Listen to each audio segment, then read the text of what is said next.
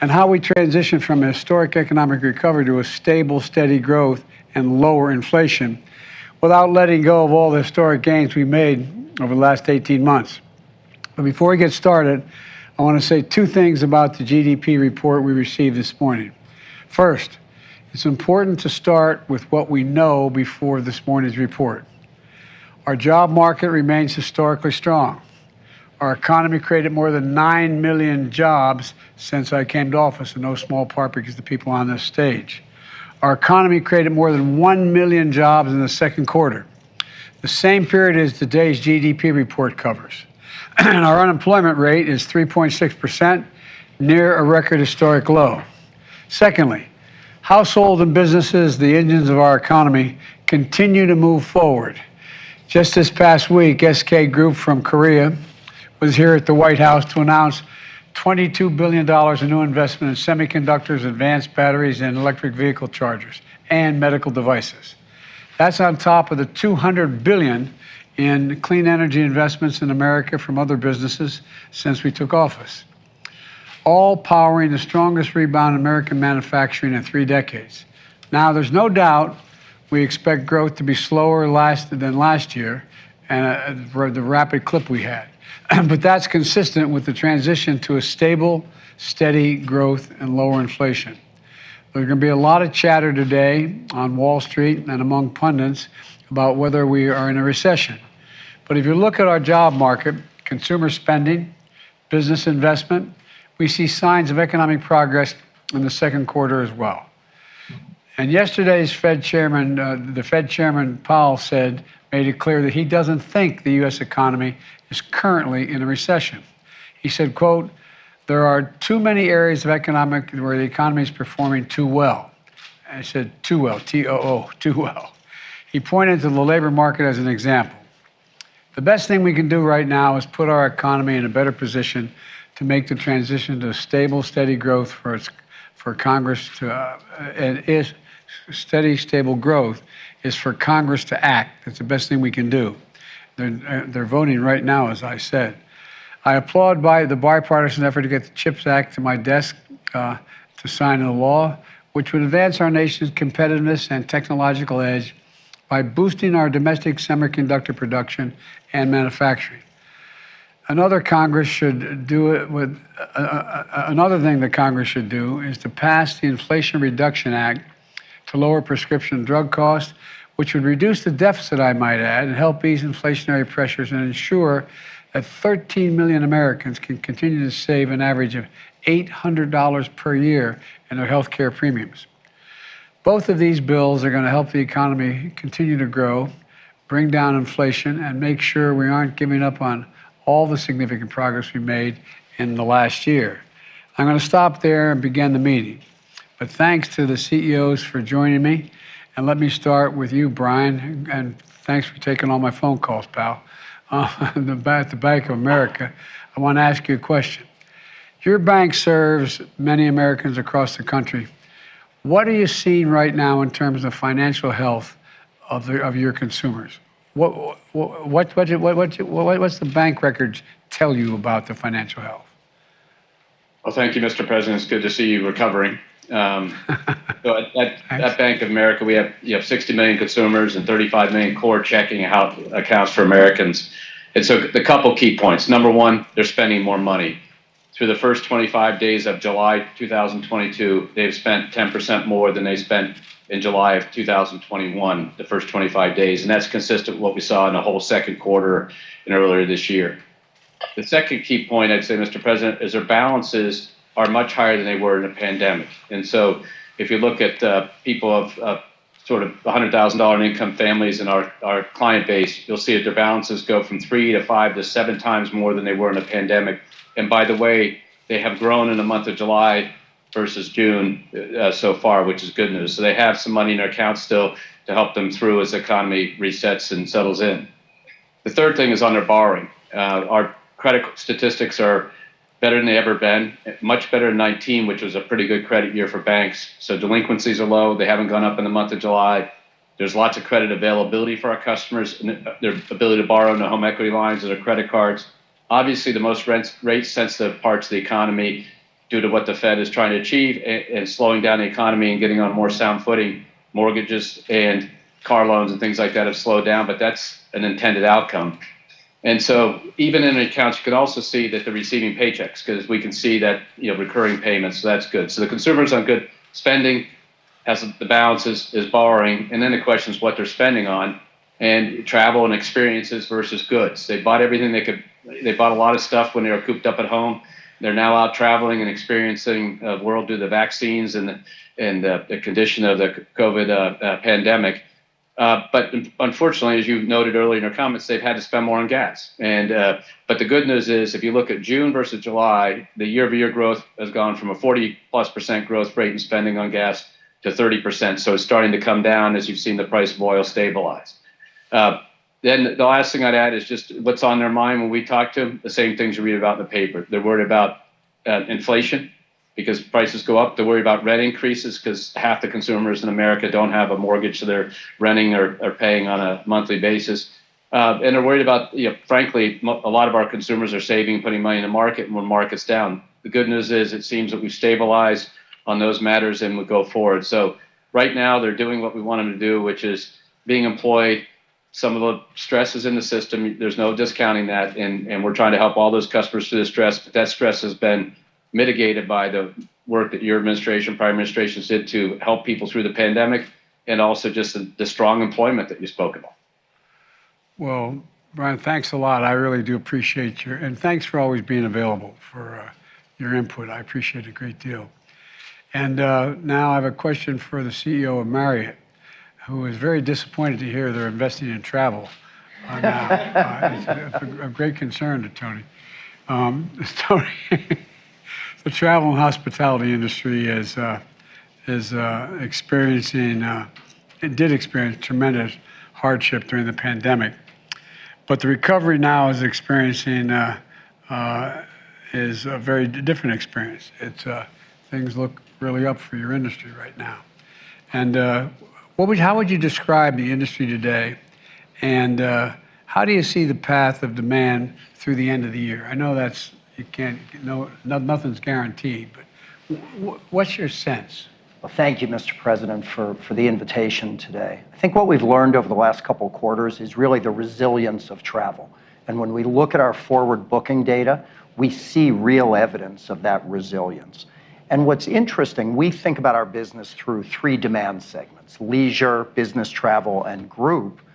The recovery has clearly been led by leisure. And in fact, last year, leisure demand got back to where we were pre-pandemic. But what's encouraging is we're seeing real recovery in the other two segments. Business transient's been a slower recovery, but as we see more and more folks returning to the office, we see continued improvement. And maybe the biggest surprise has been the pace at which group demand has come back. And group, correct. And we fully expected social group to recover quickly with all of the canceled weddings and bar mitzvahs and family reunions.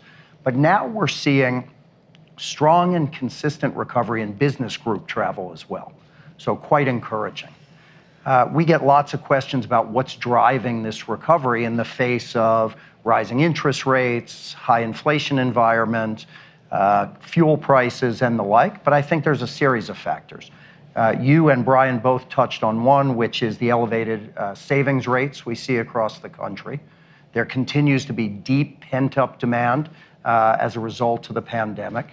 I think there's a bit of a psychographic shift away from consumption of hard goods towards investment in experiences, which is helping our business a great deal. And then when we look on a global basis, the continued opening of borders, the easing of restrictions that restricted travel is having a massive impact on our global business. And maybe I'll just close by thanking your administration and in particular, Secretary Raimondo, for your work to eliminate the inbound international testing requirement. We think that's going to be very impactful on the travel and tourism sector. And in fact, the U.S. Travel Association just came out and said they expect the direct impact of that change to be an incremental more than 5 million visitors to the U.S. in the balance of this year, spending more than $9 billion. Well, that sounds pretty encouraging overall, not just for this summer, but looking forward, one of the things I want to ask you about is that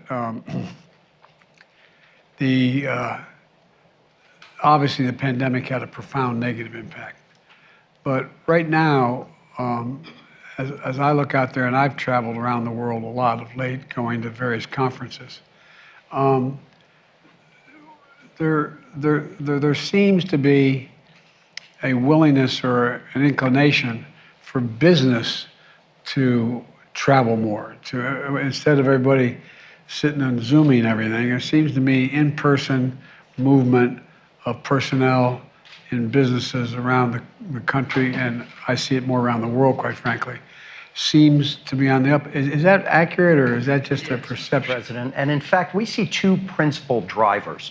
I think number one, businesses that are customer-facing, consulting firms, law firms, accounting firms, they will tell you that the best way for them to optimize their business is to be in person, embedded in their customers' offices every day. And I think the last few years have reminded us of the power of in-person interaction. The other thing we see is rapidly growing demand for training. Many employers across this country rely heavily on the strength of their corporate culture. And as they're hiring thousands of new employees, it's really hard to immerse those employees in a culture via Teams or Zoom. And so the demand we see rising for in-person training has been quite significant. Well, I don't want to get off on this. Corning would know something about this, but there's so many new jobs on the horizon in the tech-related field that the need to train personnel to be able to handle these jobs is totally within our capacity, but it's needed. It's not like it's on-the-job training for a lot of these things. And so one of the things we're looking at, our economic team, secretary, is how we engage everything from community colleges to other entities to train people for the need that exists in that community, And so it's totally consistent with what you're saying, because there's going to be and we're talking about potentially a lot of jobs. I mean, we're talking about thousands of jobs. But again, a lot of it requires some, training. It's not all on-the-job training. Well, thank you very much for talking to me about that, Tony. And now what I'd like to do is there's an outfit called Corning, right, Wendell? And you're the CEO of a great company. And look, we've seen an inflection point in U.S. manufacturing over the last year. And by that I mean, I can recall in the last administration, I'm not criticizing the last administration, the previous 4 years, and even at the end of our administration, Obama-Biden, the question was, are we still going to be the manufacturing hub of the world? Are we still, are we in manufacturing, where are we going to sit? We're going to do all these other things, but what about manufacturing? And so you've seen in that inflection point manufacturing in the U.S. Can you describe for me what you're seeing at Corning? What's your outlook on the manufacturing sector? Talk to me a little bit about that, if you could. Sure, Mr. President. First of all, you're right. The last 18 months has been tremendous growth for U.S. manufacturing. And we've seen that in our results. And that continues. But there's some subtle things going on as well. We just did our Q2 earnings, so the numbers are fresh in my mind. We're still having good, strong year-over-year growth. Sales up about 7%, earnings up about 8%. And so the growth rate continues at a little bit lower rate than it's been the last 18 months, though. But that good top line, there's a lot going on underneath the surface. So what's driving us is very strong demand for optical communications. Think optical fiber for technologies like 5G, broadband access, cloud computing. Very strong demand for fiber optics. And then also very strong demand for our solar materials going into renewable energy. So very strong on the infrastructure side. But if we look at the consumer side, much like Brian commented on, we're seeing a slowdown in consumer. So let me give you a few examples.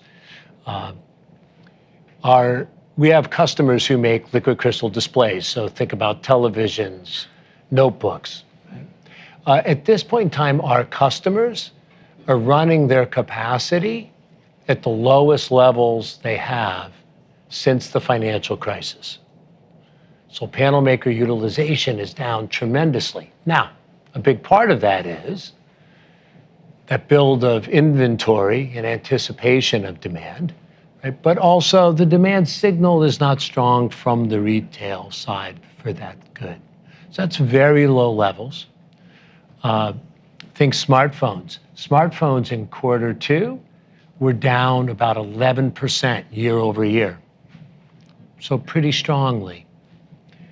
Auto, been depressed for a long time, mostly on supply chain basis. Demand has been there. But there's interesting signals in global demand. In April, there were 0 cars sold in Shanghai. Zero. 0. COVID lockdowns, but 0 Well, is a really yeah. low number, right? COVID lockdown or not. Right?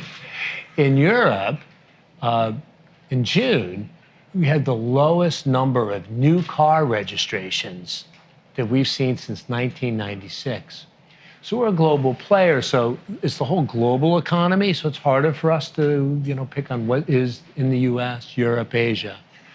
But if we were to look at it right now and the trends we see, I'd say the consumer electronics side looks slow. Automotive, not really strong, can't quite sort between supply chain issues or demand.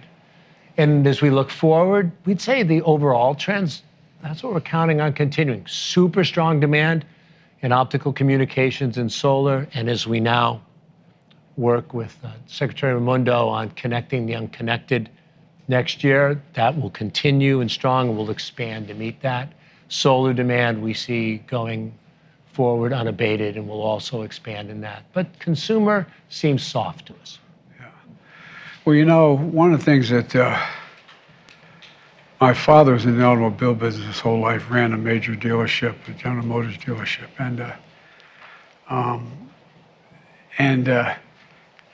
Growing up as a kid, you knew whether cars were selling or not based on tuition and whatever things. But all kidding aside, I knew, but I never had tried to visualize how critical the high-quality computer chips were for an automobile. And a significant part of the slowdown that occurred when it hit is inflation, the cost of automobiles. People are not buying them, also because they cost so damn much. There's so few of them. They're not manufacturing nearly what they were able to manufacture in the past because of the fact that there's lack of computer chips. But it's not just automobiles. It's anything, phones, cell phones, a whole range. Whereas I found it interesting you talking about how, on the fiber optic piece, that is moving. But how much of that do you think is related to the fact that we put in an infrastructure bill that provided billions of dollars for connecting the internet, for having the ability to access the internet, because we're making it available, quite frankly, with all the money we're spending to make it available to every home in America, every neighborhood. I mean, I'm not sure I'm asking the question properly. I think you know what I'm trying to get at. So talk to me about the difference, demand relating to where we fund it, and we're talking the fiber optics needed to deal with everything from solar to broadband in communities that don't have it now. I mean, one of the things I found was that, and the 4 of us have talked about this a lot, 5 of us have talked about this, is, in the middle of the pandemic, going by McDonald's and seeing a bunch of families sitting out there in the parking lot, not eating a hamburger, but connecting to the internet because they had no access to internet, so their kid could get access to the schooling they needed. So talk to me a little bit about how much of this is driven by the inability to afford it or the lack of desire to get it, and how much is driven by when the government is invested in it, it makes a difference. I'm not sure I'm asking the question. I totally understand your question, Mr. President. It's a very good question. So the direct impact of the BEAD program, or the government effort to connect the unconnected, in this year, direct impact is very low. That really starts to come into its power next year. But there's also an indirect impact, which is the commitment of the government and of the administration to making sure we build the infrastructure that's required really does make a difference in the behavior of all the players. Yeah. So what we're seeing, though, is just strong demand from our carrier customers because they want to be the ones that connect folks. And they're building out 5G, new tech, which needs a lot more fiber optics than 4G. And then cloud computing also needs a lot more fiber. So those are the big secular trends. But I mean, we shouldn't underestimate the power of positive leadership on things like infrastructure. Solar also.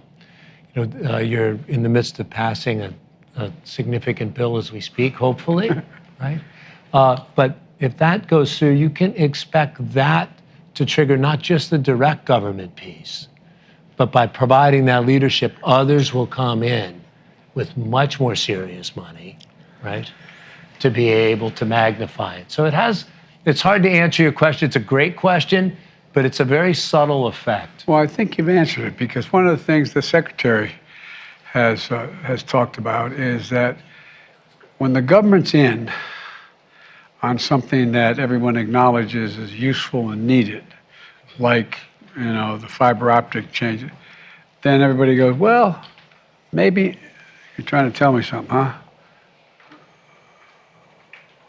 Oh, so far, we've got 217 yes votes for the CHIPS bill. And the House has passed it. Sorry for the interruption. But, Madam Secretary, talk a little bit about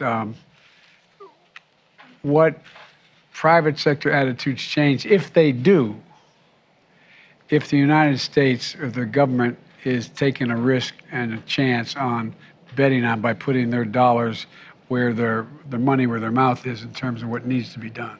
Yeah. First of all, congratulations. That is huge. I don't want to. Been trying a long time. Yeah, we have been. And you, the president has been amazing in his leadership on this. So thank you. Thank you. I'm a lawyer. I don't know anything about anything. You know how to lead, and that makes a difference. Well, this is a perfect example, semiconductors. I mean, the private sector is waiting for a signal, and they want predictability. There's nothing that unlocks private capital like predictability. So when the government steps up and says, we're going to invest in infrastructure, solar, chips, it provides predictability and investments, and it will encourage, I think, a lot of private sector capital to follow along. Not to mention the fact that what we're investing in, semiconductors, broadband, roads, bridges, solar, we need this.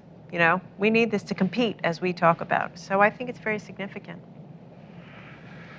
I'm taking too much time asking you all these questions, but I have great interest in your. Can I ask Janet, Secretary Yellen, how would you characterize now? And you've been very, very straightforward in your views and everything. How would you characterize the health of the economy now? Well, thank you, Mr. President. I think I would say let's first look back at the trajectory of the economy over the last 18 months. During that period, the United States has experienced and historic economic recovery. There were 9 million jobs created, over 9 million last year, and we saw the fastest single-year decline in unemployment in our historic record. And I think at the core, this rebound has really reflected the administration's policies, especially the rescue plan and the timely fiscal support it provided, along with vaccination efforts that allowed our businesses to reopen and let Americans get back to work. Right now, there are an enormous set of global headwinds, including a war in Europe and successive variants of the pandemic, but our economy remains resilient. So we're clear-eyed about the challenges we face now and in the future, which have especially been driven by global factors like Russia's illegal war in Ukraine, the lingering effects of the pandemic with lockdowns in places like China. Growth is slowing around the world. Inflation remains unacceptably high. And of course, it's your overriding objective, our administration's top priority, to bring it down. As you said, Mr. President, we're at a transitional moment in our economy. We're focusing on moving from a period of rapid recovery that we enjoyed over the last 18 months to now achieving steady, sustainable growth, but without sacrificing the gains we've made. And, economists should look holistically, I think, at data when we evaluate the state of the economy. And we can see, for example, from today's GDP report, that growth in private demand has slowed. That does indicate an economy that is transitioning to more steady and sustainable growth. But job creation is continuing. Household finances, as we've discussed and Brian discussed, household finances remain robust. Consumers are spending. And I believe that in the months to come, with skill and luck, it will be possible to maintain that strength, particularly the strength we enjoy in the labor market, while easing the tightness that has been driving inflation. Well, there's an old expression, a baseball coach of the Dodgers years ago, Leo DeRocha, said, "I'd rather have Lady Luck sitting on my bench than skill." My grandfather was an All-American football player at Santa Clara in the turn of the century. You say, no, I'd rather have luck and skill on the bench. So we're looking for both. Let me just say before I yield to you, Brian, and we can move on to the rest of the folks here. It's interesting and totally understandable why the vast majority of the American people have no idea what the recovery plan did, what the government did at all. I mean, the reason why we still had teachers in school, kids going to school, the reason why we had cops on the beat, the reason why we had essential workers, states couldn't afford it, cities couldn't afford it, towns couldn't afford it, counties couldn't afford it.